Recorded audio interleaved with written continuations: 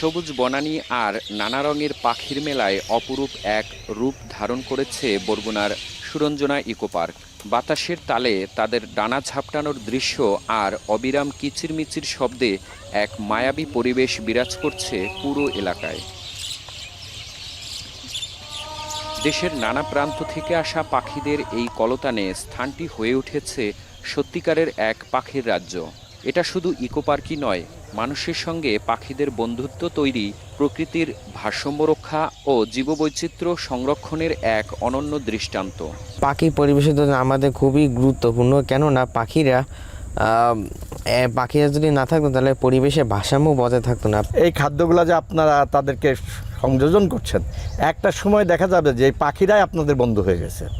ওই পাখিদের কাছে গেলে উড়ে যাবে না। সুরঞ্জনা যে উদ্যোগটা নিয়েছে, যে এই পাখির খাবারের জন্য তারা প্রচুর গাছ রোপণ করেছে, ফলদ বৃক্ষ রোপণ করেছে, যেগুলো কেবলমাত্র পাখিতেই খাচ্ছে, তারা আমরা ওখান থেকে হারভেস্ট করা হচ্ছে না মানুষের জন্য। তা আমি আশা করি এই উন্নয়নটা পর্যায়ক্রমে আরও বৃদ্ধি পাবে। পাখিদের এই অনন্য অভয়ারণ্যের উদ্যোক্তার মতে, দেশজুড়ে তীব্র খাদ্য সংকটে আজ অনেক পাখি বিলুপ্তির পথে।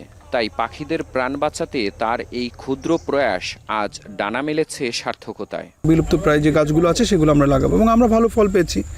আমরা দেখেছি পাখির সংখ্যা বাড়ছে এবং পাখিরাও বুঝতে পারছে যে এই গাছগুলো তাদের জন্য লাগানো, এবং দর্শনার্থীরাও মুগ্ধ হচ্ছে যে পেঁপে খাচ্ছে, একদম কাছাকাছি যে পাখিরা খাচ্ছে কিংবা কলা খাচ্ছে, এই দৃশ্য কিন্তু খুব সাধারণত চোখে পড়ে না। সুরঞ্জনা ইকো পার্কের এই উদ্যোগ যেন জানান দেয় পৃথিবীটা শুধু মানুষের নয়, প্রতিটি প্রাণের। গাছের ডালে ডালে পাখিদের এই অবাধ ভোজ উৎসব পর্যটকদের মনেও এক অদ্ভুত প্রশান্তি বিলিয়ে দেয়।